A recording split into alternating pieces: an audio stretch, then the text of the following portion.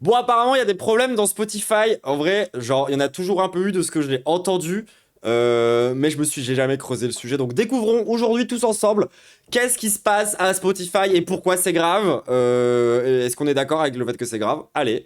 Aura peut-être pas échappé, mais depuis quelques semaines, Spotify est un peu dans la sauce et on assiste à pas mal d'appels au boycott de la plateforme, que ce soit du côté des artistes comme du côté des auditeurs/utilisateurs. Et je me suis dit que ça serait bien de faire un petit point sur pourquoi. Putain, King Gizzard a retiré toutes ses musiques alors qu'il a le meilleur nom de groupe possible, à savoir King Gizzard and the Wizard Lizard. Pourquoi la plus grosse plateforme de streaming au monde que vous utilisez sûrement statistiquement se fait autant défoncer. Je précise aussi que cette vidéo est réalisée plus. Là, on met en c'est n'importe quoi. Mais ça aussi, je pense que la plupart des gens s'en foutent un peu ou alors tiennent pas trop compte de ça. Il faut être pragmatique. J'ai une audience composée essentiellement de musiciens et de mélomanes, vous, et même... Ah non, pas du tout. Dans cette audience, j'ai des commentaires qui ont l'air de considérer les artistes qui se plaignent de leur rémunération Spotify comme des petits chouineurs, quoi, disons les termes. Donc évidemment, dans les 700 millions d'utilisateurs de Spotify, la majorité ne se sentent pas forcément ultra concernés par ce problème, et à juste titre, je pense qu'on a tous des trucs à gérer sans forcément se préoccuper de la rémunération des petits artistes sur Spotify. Pour rappel, quand même, je vous mets à l'écran l'état de la rémunération sur Spotify, donc voilà, c'est un des pires payeurs en termes de rémunération des artistes. Mais le truc, c'est que la problématique de la thune ne concerne pas que les artistes, mais aussi directement ceux qui payent, vous. C'est-à-dire qu'à l'heure actuelle, et suite à plusieurs hausses de prix ces dernières années, Spotify est parmi les plateformes de streaming les plus chères rapportées aux services qu'elle propose et a justifié ces hausses de... C'est vrai que c'est chéros Spotify. Et c'est vrai que moi je vous ai expliqué du coup avant de lancer la capsule que du coup j'avais tous mes top titres, mes top écoutes depuis 2016 sur la plateforme. Même si j'en ai honte, c'est quand même des trucs auxquels je tiens et je me sens un peu piégé. Genre je suis un peu en mode, je partirai pas. Prix par la mise en place de... Sauf si vraiment je copie-colle la playlist ailleurs, mais je crois que j'ai la flemme. Nouvelles fonctionnalités. Spotify est connu pour être encore une des dernières plateformes qui jusqu'à maintenant ne proposait pas d'audio hi-res, donc haute. Tout le monde a ce constat. Ouais, d'autant plus que moi en vrai j'utilise aussi beaucoup Spotify pour l'algorithme, hein, je vais pas mentir. Genre le fait que tu puisses lancer des radios liées au titre, le fait que tu puisses avoir des recommandations en dessous de tes playlists, les découvertes de la semaine, tout ça c'est des trucs que j'utilise. Résolution. Ça veut dire que ça vous donne pas un gros... Et transfert de playlist super easy. Alors 100% du temps que j'ai essayé d'utiliser un transfert de playlist, ça m'a pris la moitié des sons et ça les a remplacés par de la merde. Haut débit audio qui vous permet d'avoir un fichier peu ou pas compressé et de profiter d'une qualité d'écoute optimale pour peu que vous ayez du matos un peu sympa chez vous. Ça veut dire que une plateforme dont le but premier est de vous offrir une expérience d'écoute musicale vous offre la qualité d'écoute minimale possible acceptable. C'est comme si vous aviez un abonnement premium à YouTube, Netflix ou je ne sais quoi et que la résolution max c'était du 1080p. Vous seriez en droit de vous dire que la plateforme se fout peut-être un petit peu de votre gueule, quand bien même pour beaucoup de gens et de néophytes, disons, ça serait suffisant. C'est pas une raison pour ne pas bien faire les choses et vous proposer une bonne qualité de service. Mais vu que les prix ont augmenté à cause de... Ça s'est beaucoup amélioré en vrai? Le truc dont il parle là? Parce que moi je comprends pas ça. Hein. De l'ajout de nouvelles fonctionnalités. S'en balèque des hi-res, mais moi je m'en branle. C'est vrai que moi je m'en branle, je sais pas de quoi il parle là. Vous vous dites peut-être que dans ces nouvelles fonctionnalités, il y a de l'audio hi-res. Et évidemment que non, c'est dans la liste des choses à venir, mais ça n'a pas été intégré. Évidemment, Spotify vient de mettre à jour la qualité audio de son service de streaming, pile au moment où j'ai terminé de monter la vidéo, donc je vous fais ce rajout. C'est important en vrai. Bah non, mais c'est sûrement important pour vous, hein. Moi, je m'en rends pas compte. C'est pour ça, les mecs, ils ont mis 10 ans à proposer de l'audio en haute qualité et ils le mettent à jour là, donc ça vient de sortir de nulle part. Ils ont fait... La différence entre MP3 et FLAC, c'est qui peut le différencier, c'est Dauphin. Un petit communiqué pour annoncer que le lossless allait arriver sur la plateforme là. Je crois qu'en France c'est style au mois d'octobre, il me semble. Et pour détailler le truc, ce n'est toujours pas de l'audio hi-res qui propose. Donc si vous avez un abonnement premium, vous allez pouvoir... Ah, vous l'avez déjà vu chez Lou la vidéo? Ça, mais en fait le hi-res en termes d'échantillonnage, on va être sur du 24 bits 96 kHz et là en fait le maximum qu'ils vont proposer c'est 24 bits 44,1 kHz. Alors c'est déjà très bien, hein, c'est de la qualité CD, mais c'est toujours pas en fait du hi-res, c'est-à-dire que même en sortant la fonctionnalité 10 ans après tout le monde, après Qobuz, après Apple Music, Tidal, tout ça, bah ils sont quand même en dessous en termes de qualité. Bon, un des points positifs c'est que je comprends rien et je m'en branle. J'ai l'impression que c'était plus pertinent chez Lou. Contrairement aux rumeurs auxquelles on avait eu droit il y a quelques semaines, ça demande pas de payer un supplément par rapport à l'abonnement premium, mais voilà, c'est arrivé vraiment après tout le monde et c'est toujours pas du high-res, c'est du 44,1 kHz, donc c'est très bien, hein, mais voilà, c'est pas le maximum. Les autres plateformes proposent mieux, encore une fois, si vous avez une chaîne hi-fi, si vous écoutez au casque avec un câble par exemple, voilà, vous pouvez avoir mieux que ça. Et je vous laisse avec mon moi du passé pour les points voilà, qui n'ont pas changé depuis. Mais après, quand t'es un immense audiophile qui est capable de distinguer ce genre de truc, est-ce que de base tu utilises Spotify? Genre, vraie question, tu vois. Enfin, quand t'es matrixé à ce point, est-ce que tu utilises encore ce truc-là? Cette nouvelle. Alors je suis un peu mauvaise Comprends rien, mais moi non plus. Hein. langue, il y a quand même eu des nouveautés, comme par exemple la messagerie instantanée intégrée à Spotify. Il y a aussi de meilleures transitions entre Ah bon? les morceaux gérés par IA, évidemment. Hey, guess what? We have a new feature. Is it AI?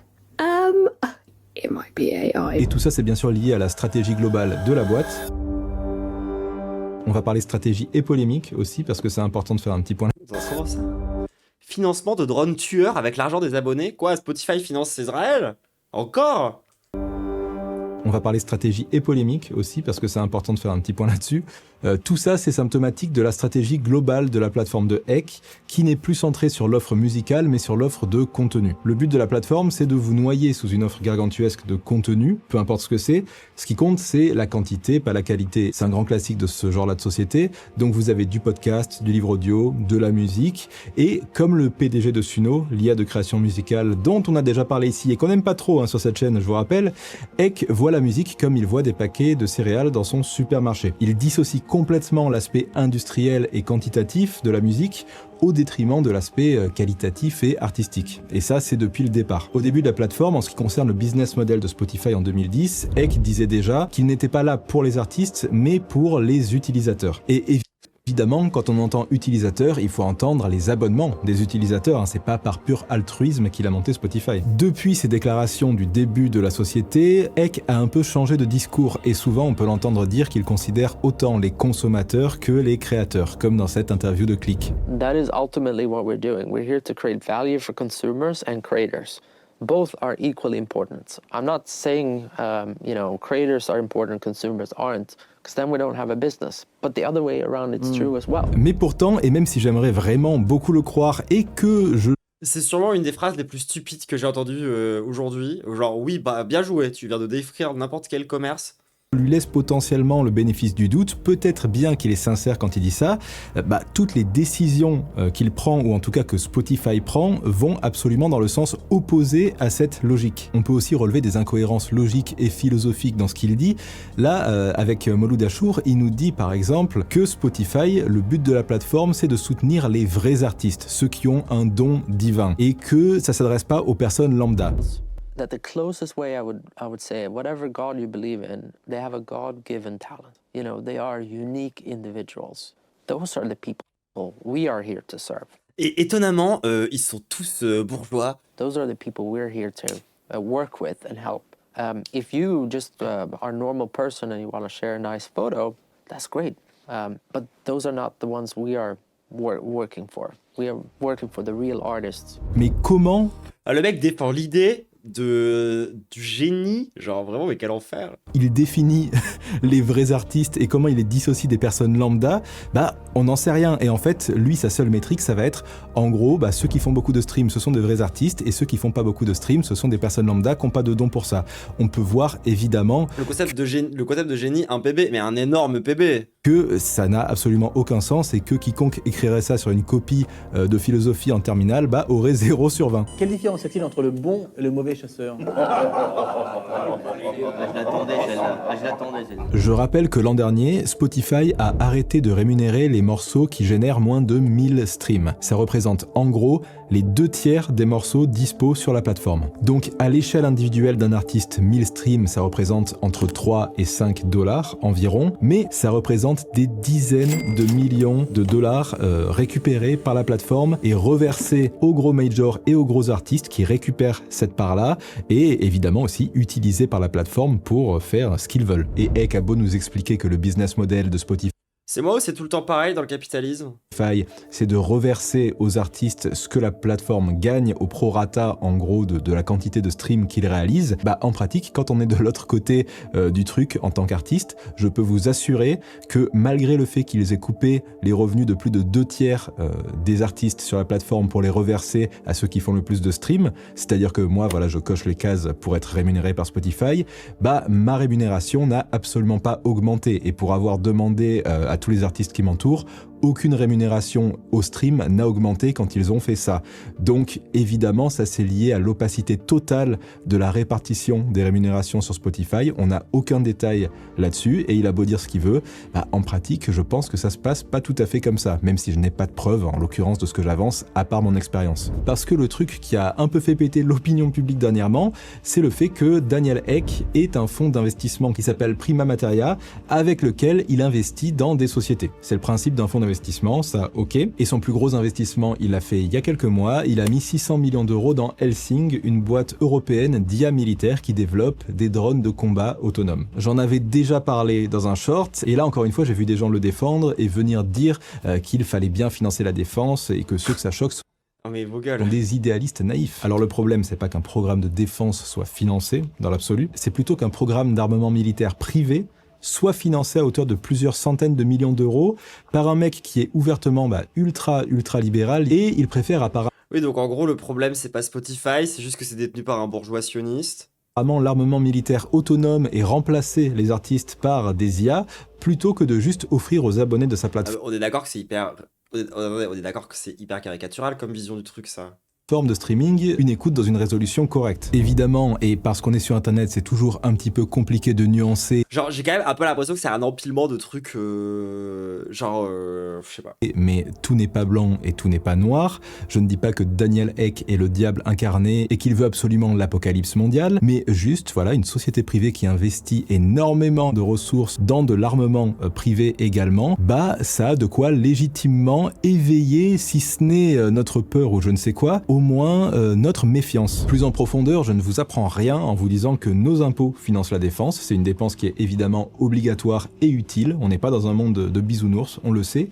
Mais là, il faut bien réaliser qu'en fait, vous financez des drones privés à capacité létale en écoutant par exemple du Bob Dylan. Et moi, je vais faire mon petit morceau dont je suis fier. J'ai envie que les gens écoutent ce que je fais. Hop, je le mets en ligne. Et en fait, je Et genre, on lui explique la mondialisation, comment ça marche? finance indirectement un drone qui butera. Oui, et il y a des enfants, en fait, qui ont été dans des mines, récupérer tout le matériel qu'il y a derrière toi pour trouver les matières premières. Enfin, je sais pas, genre... Potentiellement, je ne sais qui, dans je ne sais combien d'années. En termes d'image, c'est quand même extrêmement fort. Là aussi, j'ai vu des gens dire non, mais c'est pas avec Spotify, c'est Ek qui fait ce qu'il veut de son argent et tout. Faut bien comprendre que l'argent Très pipou, cette vidéo. Bah oui, non, mais... de Ek est indissociable de Spotify. Toute sa fortune repose sur les levées de fonds qu'il a fait par rapport à Spotify. Surtout que, je vous le rappelle, en attendant, Ouais, j'ai l'impression que les gens se rendent compte qu'en fait, la classe bourgeoise a des intérêts qui lui sont propres et que dès qu'ils font de l'oseille avec un truc, ils investissent dans un autre truc. Sinon, panique morale sur l'IA, panique morale sur la qualité ARS, je sais pas quoi, dont on se branle. les artistes ont des miettes de pain, voire se font remplacer par de faux groupes générés par des IA.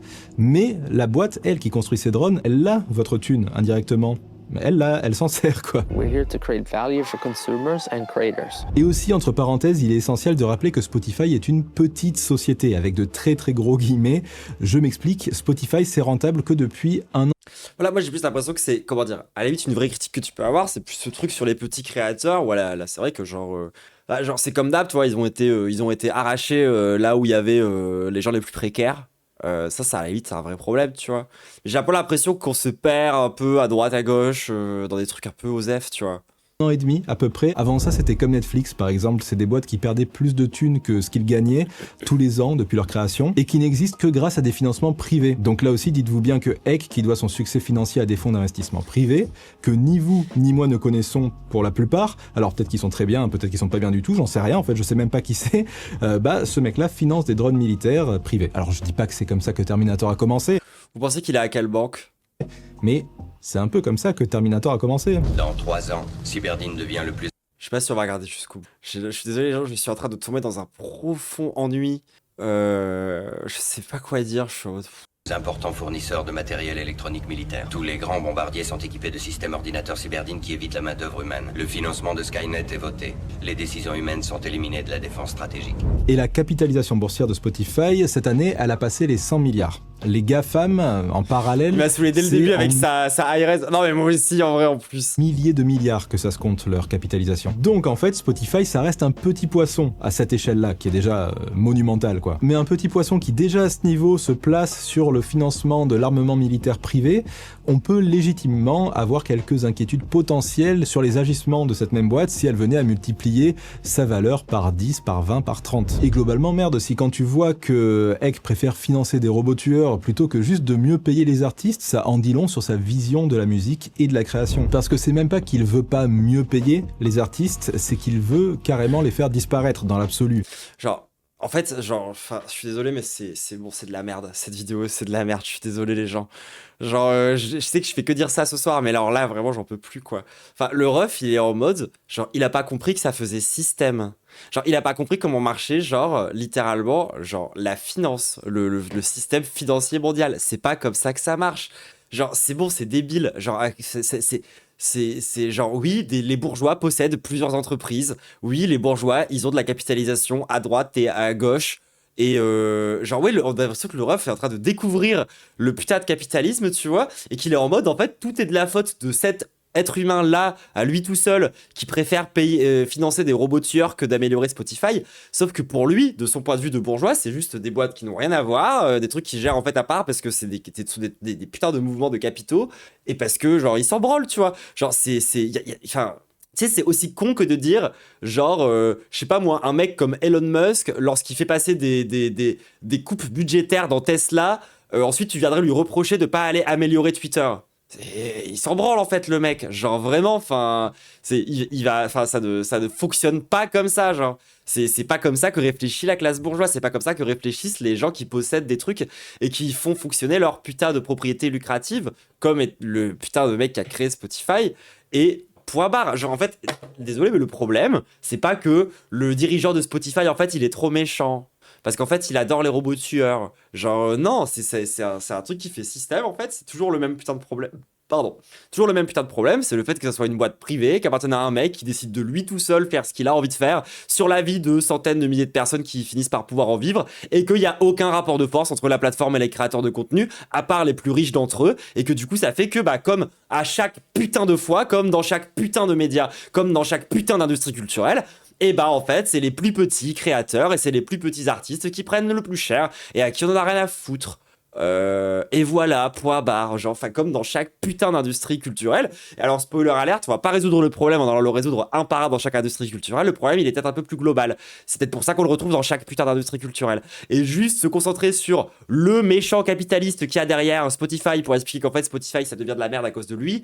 Nick, tu vois. Et puis tous les trucs là de IRS machin, franchement, ça a l'air d'être des trucs d'audiophiles chelous qui servent à rien, où en fait, les gens s'amusent à se branler sur des trucs de niveau d'échantillonnage, alors que le tout venant s'en branle et ne s'en rend pas compte, et que ceux qui s'en rendent compte en fait ont des systèmes son et d'autres systèmes que Spotify en fait pour faire tourner leurs vidéos.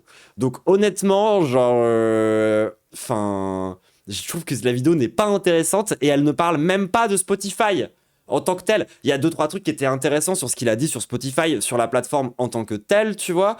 Genre, à part ça, franchement, genre, oui, moi je suis d'accord. Par contre, tu vois, tu peux dire par exemple, les petits créateurs, genre, le fait de leur couper leur oseille, c'est chiant, c'est de la merde. Genre, ça va vraiment faire s'enfuir des gens, ça va vraiment couper des trucs et ça va faire que des gens vivent dans la précarité. Et du coup, la solution, c'est pas juste de dire ouin ouin, quoi. Ensuite, derrière, c'est peut-être d'essayer d'avoir encore une fois un rapport de force avec la plateforme. Parce que la plateforme, c'est comme pour beaucoup de trucs, encore une fois, t'enlèves les créateurs, il n'y a plus de plateforme. C'est les mêmes takes que les militants anti-Chine. Bah oui, c'est pas très basé, tous ces trucs-là, bref. Non, franchement, écoutez, les gens, on s'est fait chier. Genre, je vais juste arrêter là. C'est quoi ensuite? Oh. Alors, ensuite, il y a genre la mort de l'artiste. Je suis sûr que c'est un truc sur les IA. On va pas revenir dessus pendant des heures, mais Spotify, depuis des mois, intègre à ses playlists éditoriales et dans vos recommandations algorithmiques des morceaux réalisés avec de l'IA. Et lire... Allez, c'est bon, j'ai la flemme. J'ai déjà dit tout ce que j'avais à dire sur ça. J'en ai marre. Franchement, tous les gens qui ont... Enfin... Moi, ça me saoule, quoi, parce qu'il y a vraiment de bonnes raisons de hate l'IA, il y a vraiment de bonnes raisons de ce que vous voulez. Mais là, je suis désolé, j'ai l'impression que tout le monde est en train de virer turbo réactionnaire. Genre genre, enfin, tout le monde est en train de virer super réactionnaire. Genre, ah non, franchement, les commentaires, vous avez pas envie de regarder. Mais en plus de ça, genre vraiment, enfin, en plus, il fait toute sa vidéo en étant sponsorisé par un concurrent à Spotify, tu vois.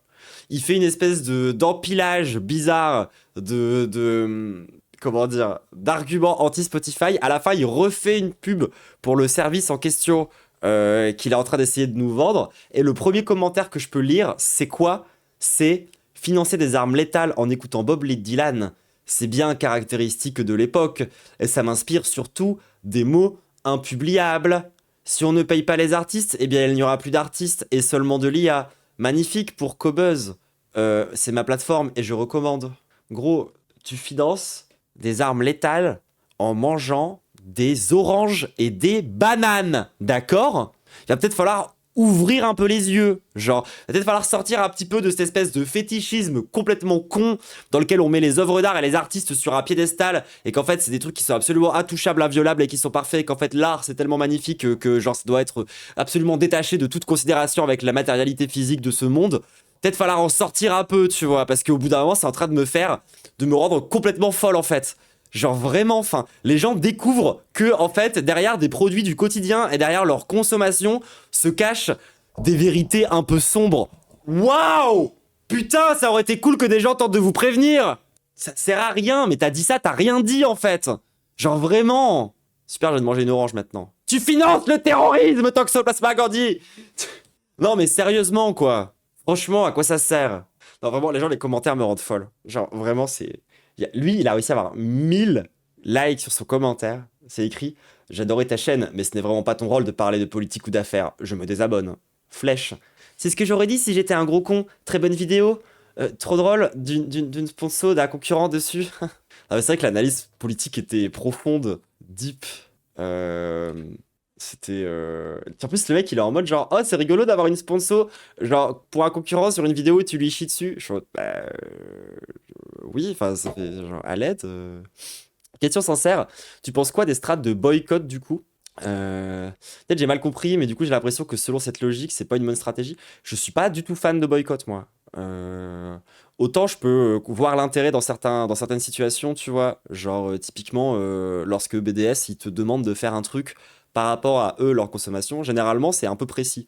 C'est pas genre en mode on va juste boycotter parce que c'est moralement pas bien ou parce que, genre, en fait, il faut boycotter parce que c'est des grands méchants. Genre, BDS, quand ils réfléchissent à comment est-ce qu'ils font leur boycott, ils chiffrent un minimum ce qu'ils font et ils sont en mode si tant de personnes boycottent, en fait, ça va créer des dynamiques financières qui vont perdre leurs intérêts et pour le coup, genre, ça ne les arrange vraiment pas et c'est un petit peu plus sérieux, quoi. C'est pas juste un appel au boycott parce que ouin c'est très très mal. C'est un peu différent pour moi, genre... Mais moi, de base, je suis pas du tout une meuf qui suis très fan du boycott. Genre, je trouve que ça reste quand même une façon de faire de la politique qui est très individualiste. Et à moins de vraiment être vraiment coordonné et organisé, généralement, ça marche pas très bien.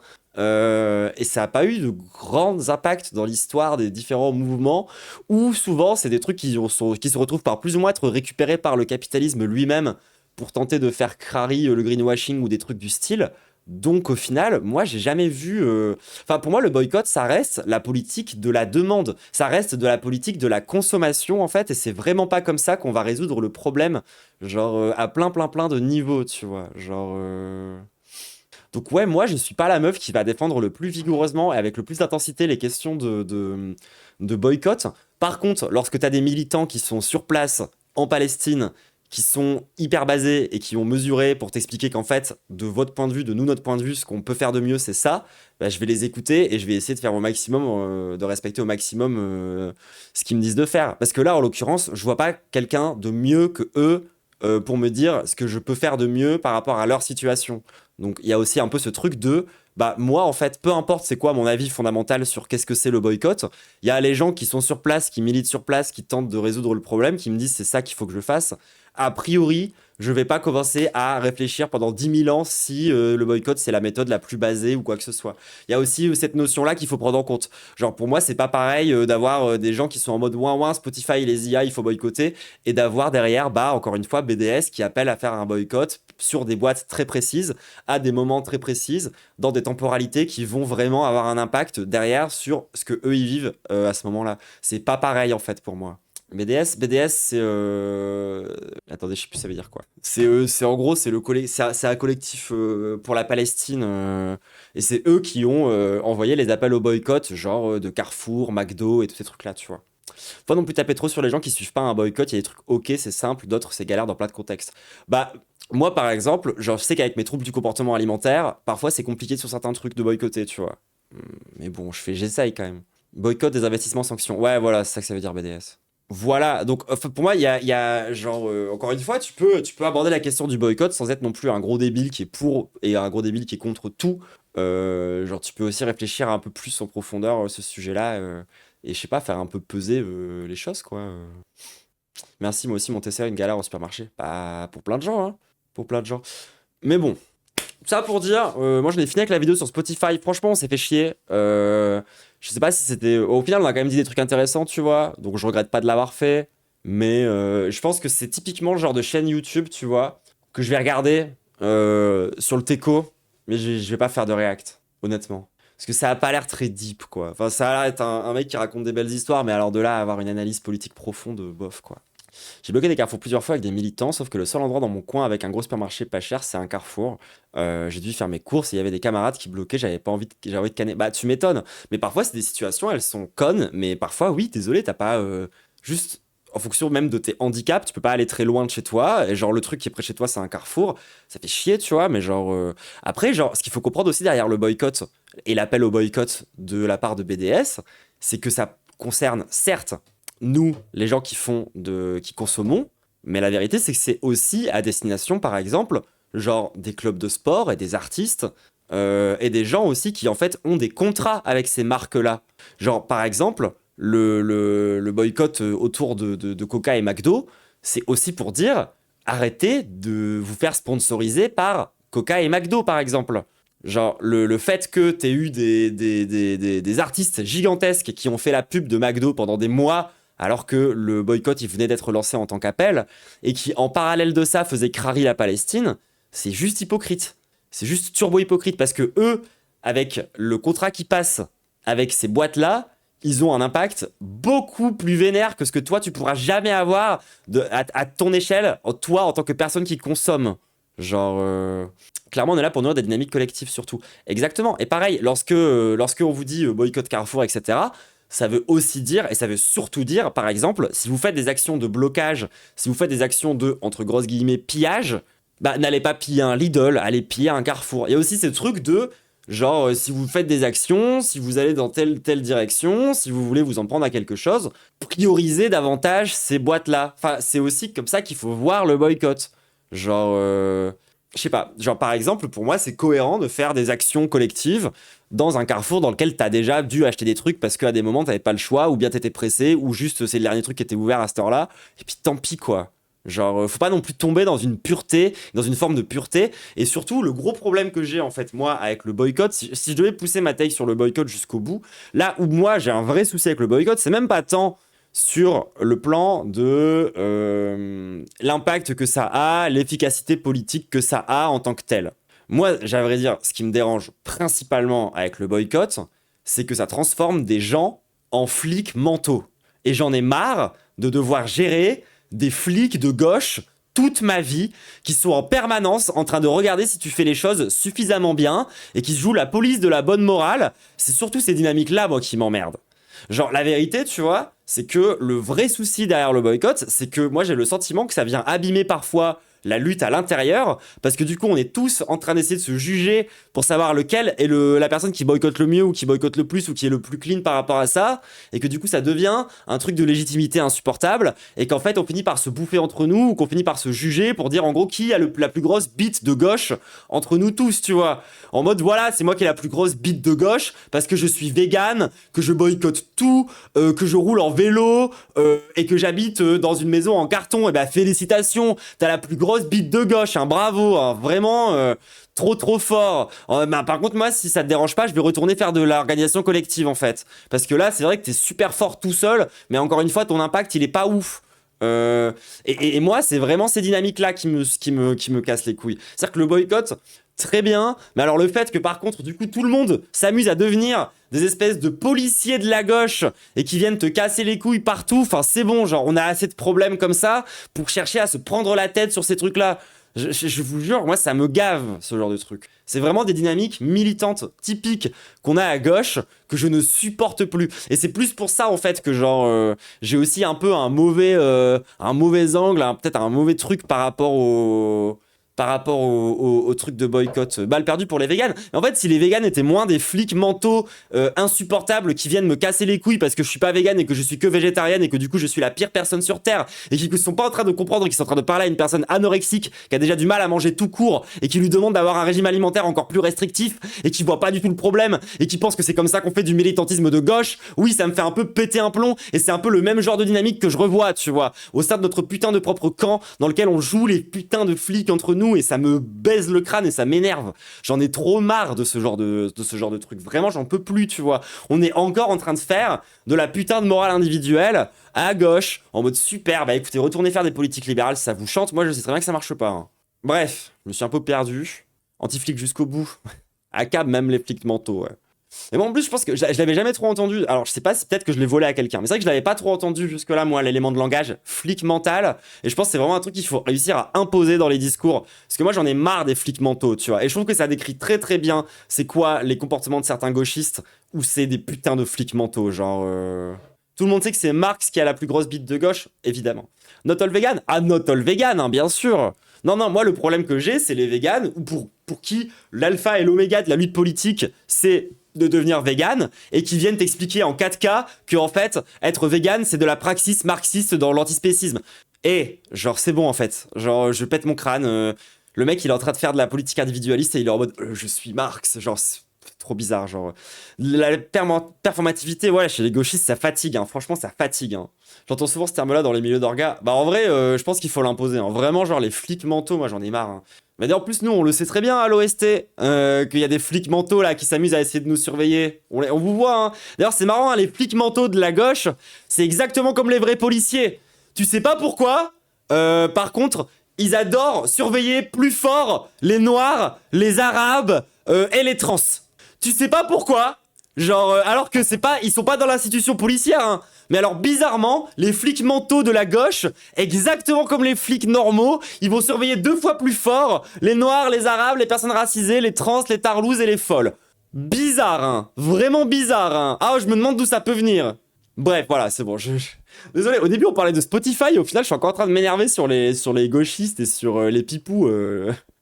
Je crois que je tourne un peu en rond dans les trucs qui m'énervent en ce moment. C'est pas impossible.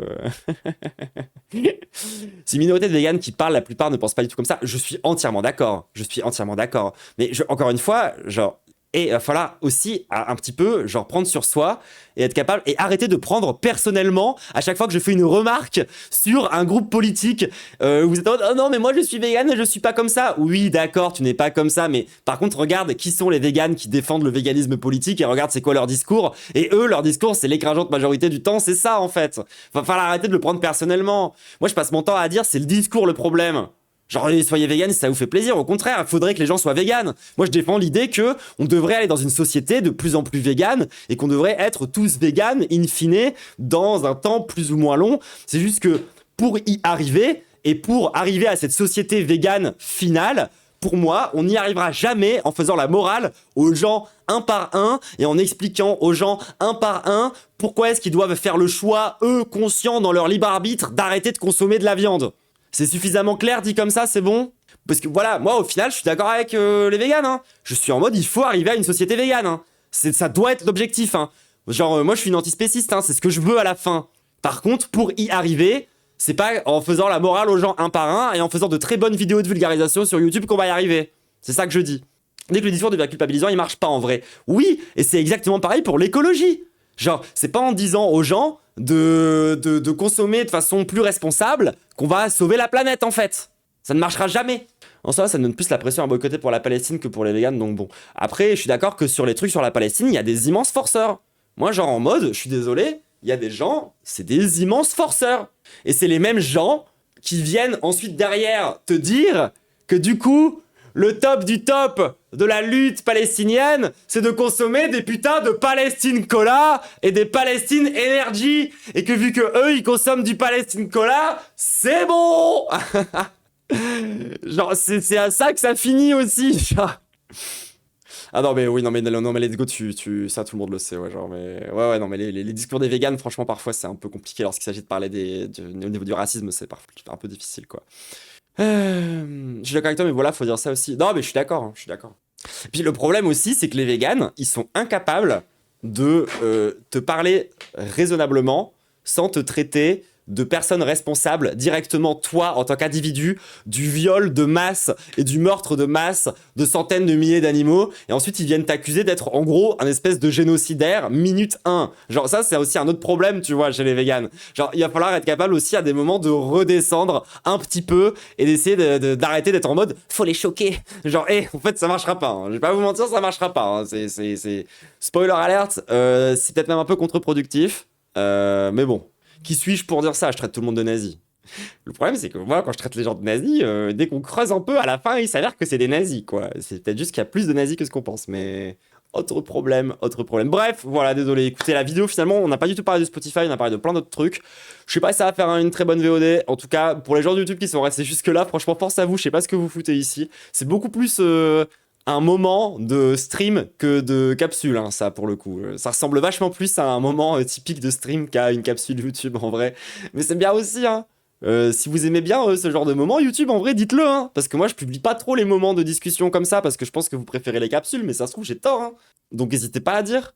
Allez, kiss YouTube. Nous, on va passer à la suite. N'hésite pas à t'abonner, pouce bleu, Tipeee, tous les trucs que tu connais. Kiss.